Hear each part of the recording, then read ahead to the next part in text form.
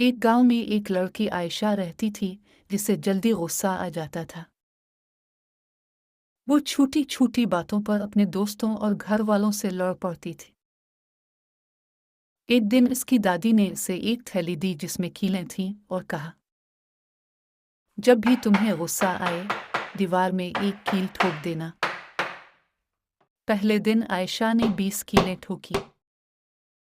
آہستہ آہستہ اس نے اپنے غصے پر قابو پانا شروع کیا اور کیلوں کی تعداد کم ہوتی گئی۔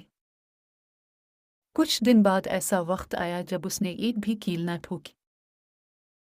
دادی نے کہا، اب جب تم غصہ نہ کرو تو ایک ایک کیل نکالتی جاؤ۔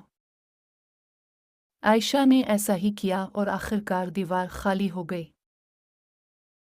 پھر دادی نے اسے دیوار دکھائی اور کہا، دیکھو کیلیں تو نکل گئی لیکن ان کے نشان باقی ہیں۔ اسی طرح غصے میں کہی گئی باتیں دلوں پر نشان چھوڑ جاتی ہیں۔